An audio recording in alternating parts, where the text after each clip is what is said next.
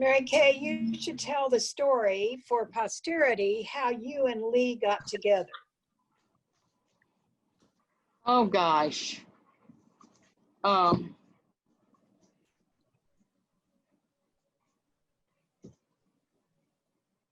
have to think. One of them was two little girls got killed going to their school on Vine, crossing Paseo. And the neighbors begged to put up lights, you know, pedestrian lights they could push a button. And they weren't successful. So Lee and some of his activist friends went and lay in the street. And Arthur Ashe came to Kansas City and was in Grove Park down at 15th Paseo, teaching tennis classes. So I had a whole bunch of kids in my car. A friend went to DC to study that summer and let me use her car. And I had these kids in the car. We were driving down Paseo and we couldn't go. We had to go around because these guys were lining the street. And Lee looked up and saw these black kids in with this white lady. And he said, "What are you all doing with that hunky?" And I said, "You're so dang smart, you can come and find out." Well, lo and behold, he showed up out at 37th and Woodland. I don't know how he found out where I was and how I worked, but that's kind of how we got acquainted. And the funniest, I was dating Larry Nussbaum at the time. He had been a priesthood student, and his sister had been in the convent with me. And every time I was going to go out with Larry, Lee would call and have an emergency that I had to come and get him. I don't know what the deal was. Mary Kay, Yeah. do you remember the story Lee told me about how you met one time? It probably wasn't the first time, but you had some kids, you were taking them out to a park? Oh, they went to camp in Paola, Kansas. And you didn't have any transportation, it was canceled? And Lee happened to come over there and he says, there was Mary Kay going boo-hoo-hoo. Woo-hoo-hoo. Well, what had happened is, Geneva, my friend I was telling you about, the ex-prostitute, the Ursuline sisters donated their camp at Paola, Kansas for 2 weeks, a week for boys and a week for girls. And the KU med students came and gave them all physicals so nobody would be sick or have athlete's foot or anything for going to camp. And Geneva and I went around and begged food. Boyle's Meat gave us money. I mean, all this food. And the dairy gave us money. We just, grocery stores donated all this money for these kids. Well, I had no way to get it to Paola, all this food. Well, a woman I knew had met Lee through Community One. That was kind of a freelance Catholic group that was meeting after Vatican II. And she got Lee. Lee left his job. He was a machine adjuster at Tangiambolo and showed up to drive the truck. And the truck was Catholic Charities truck. So Lee went around and picked up all this food. I had a list and the address, what to get. And on the way to Paola, the highway patrol stopped him and said, that truck is not licensed to be on the highway. It's only for the city. And see, that's all Vincent de Paul used it for, is to pick up stuff in Kansas City. And so Lee thought, oh my gosh, those kids will be hungry out there and I got to get to Paola. So he drove the back roads to Paola. And by the time he got to Paola, the ice cream was melted and the milk was all sour. But anyway, I think that's one of the first, I don't know, one of the ways I met him. And then the next, that was the girls' week, first week. The next week, he just went and lived out there for 5 days, volunteered to be with the boys. And one day I'd go out every night to see if they need anything, and I'd go to the grocery store and get it. And one time he said, I'm having a talent show. Take me to the store to buy some gifts. So I went to this grocery store, and he gets his cart and goes up front and puts it out. And I'm behind him, and he turns around and he tells the clerk, I ain't got no money. My wife has all the money. She'll pay for it. Nice. Anyway, that's Lee Arthur. I've got his version, Mary Kay, on audio only. So if you want to add anything to win, I don't know. that was Crazy time. Many times the police stopped us, like now, and we'd be riding along, and all at once the lights would go on, pull over, and nothing. And then one time he drove a friend's car to Chicago to a meeting because the attorney general then had him and a bunch of black activists start a group for gangs. I forget the attorney general's name. Anyway, he was arrested in Chicago and put in the Cook County jail. And one of my priest friends, Father Mike Rice, gave me $100 to post bond for Lee to come out. And then he came back home. And another time he had my car, my little Ford Torino, and they arrested him and took my car and put it in the lot where you had to pay to get it out. And I went to the police station and asked about my car, and the officer there started laughing, and then he called the rest. There's the one who owns the car that Bohannon was driving, you know. But we had many experiences that weren't pleasant like that. Many, many. I cooked Mary Kay's wedding dinner. You fixed She it. sure did. She had a layered cake with her Folgers coffee can. We went to the church, St. Augustine's Church, and had the wedding. And Mom and Genevieve were there.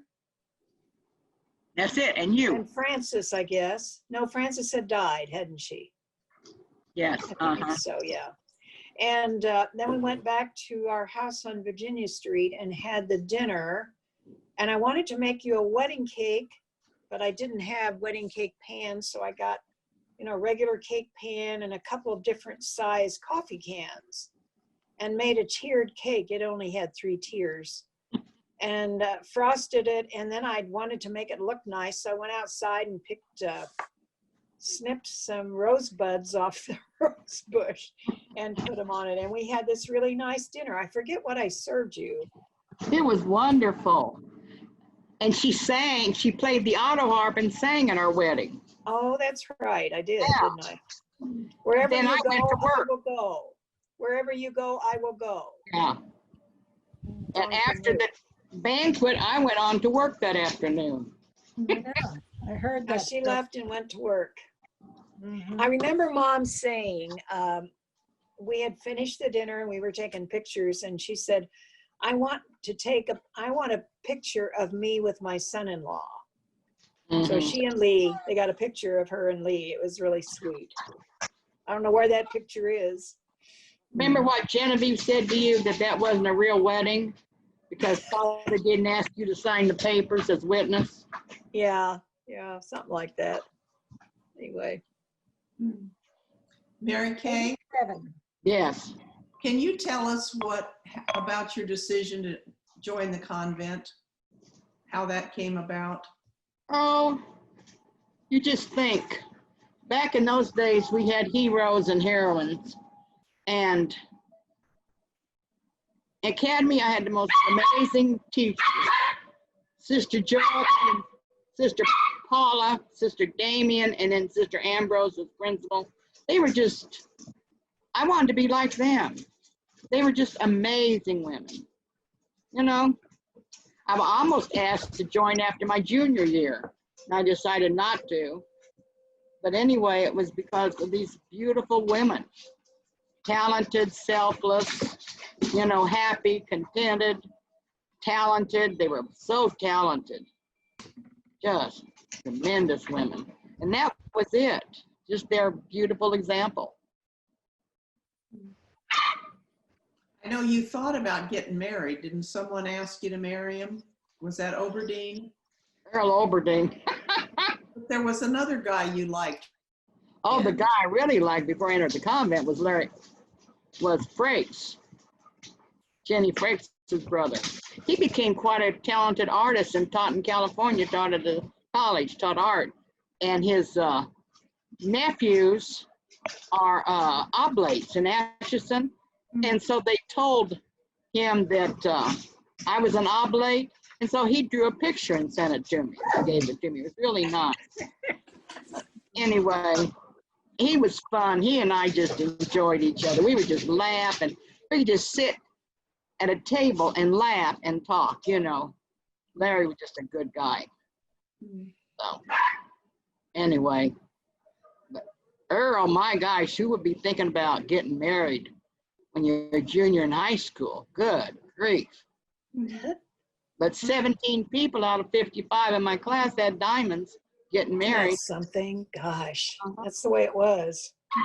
It was a big deal to have a diamond when you're Oh the my end of your gosh. senior year. Gosh, that was just crazy. Crazy. Crazy. Mhm. And most of those people stay married too. Yeah, Bill was kind of old at 24 to be getting married. You know, everybody was getting married at 18, 19, and 20. I was 24 too. Were you, Chuck? Were you 25? I was 25.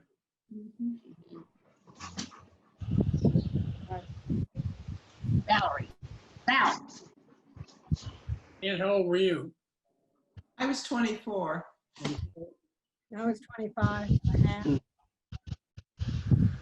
More than a half. Tim was the young one. He was 21.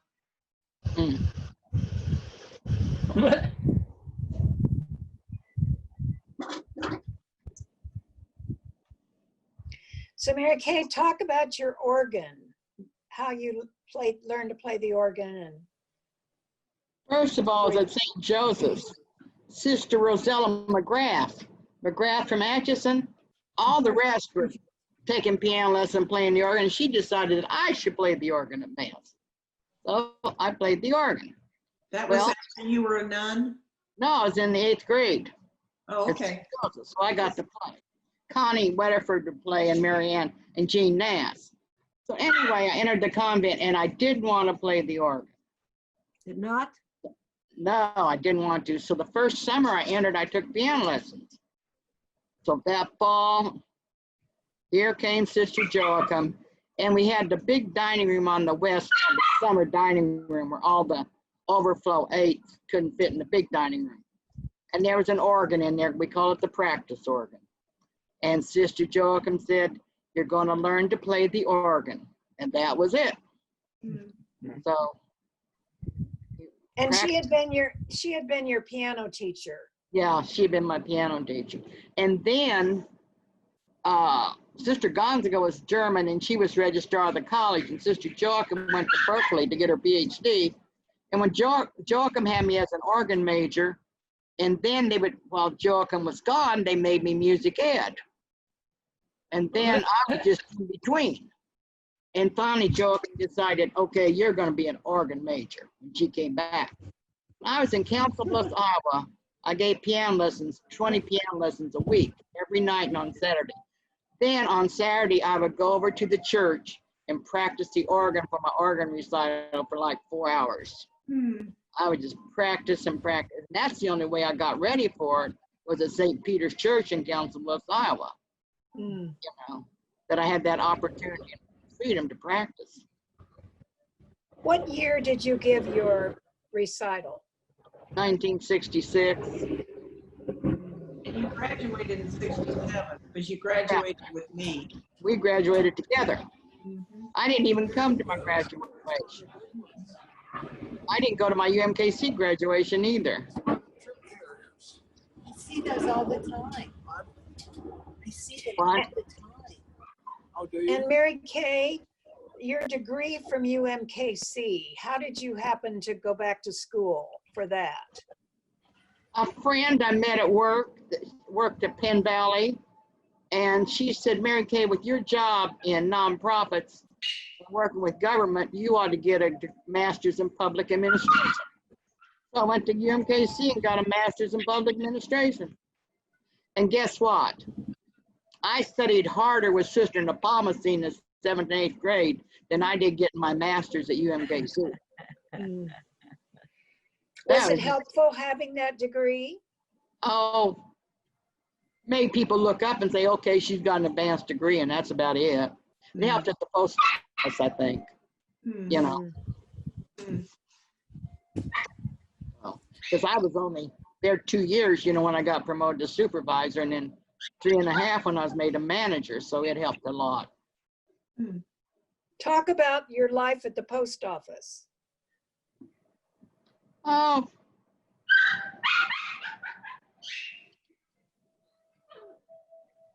Didn't you run the Christmas card operation? no, I ran the Christmas big box operation. We'd ran a different building and take certain employees out there and sort all that mail. And most of it was priority that had to, priority mail is flown all the time. And so I always had to go out and get this old drab building together to sort mail. And it was a good experience. But all I can say is the Postal Service was real good to me, you know, for the benefits and everything, and how they treated me. And we had wonderful, wonderful bosses up the ladder at that time. They were people that cared about people. The biggest boss of all, not the postmaster, other, would come down the floor and talk to the mail handlers, the clerks. He knew about everybody, you know. He was a good old Catholic he went to St. Mary of the Plains, I think, the Dodge City. And that's St. Mary of the Plains. He went to college there, Skip Kerner. But it created an atmosphere so the people in management really cared about the employees. We always attended funerals and collections for weddings. Somebody had a new baby, their graduations. We always knew what was happening to the employees, and people cared. It was really a special place. How Really, many years were you there? there were Who 800 was that man, Mary? at that time. So I supervised. At one time I had about 400 employees under me. And you knew everybody's name and everything. It was really a special time and place. That's all I can say. And this one man I credit, because after he left, it was not like that. The big shots would walk around and not even speak to anybody. Wouldn't even speak to the supervisors, only speak to the managers. Want to walk with the managers and see what's happening. They didn't care what the low people were doing, you know. So So how many years were you at the post office, Mary Kay? I was there 22, 23, something like that. I know Chuck and Treese went to your retirement party, didn't they? Oh, it was a wonderful retirement. This Charlotte Collins, one of my supervisors, had at a hotel. And they had music and dancing and telling stories. It was amazing what Charlotte did, wasn't it, Treese and Chuck? Real nice retirement. Ginny and Chuck and I, and you got all kinds of accolades. I mean, they just one after another got up and talked about how amazing you were as I guess you would have been their boss, their media manager maybe.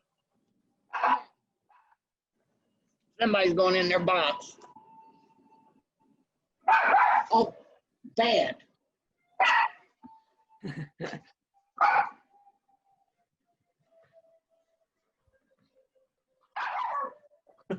He's playing I the always thought that Mary Kay, if she had stayed in the community, would have been running one of the colleges. She would have been dean or president because she had such great management skills and was so smart. He is so smart. Would she have been prioress? Possibly. She could have. Yep.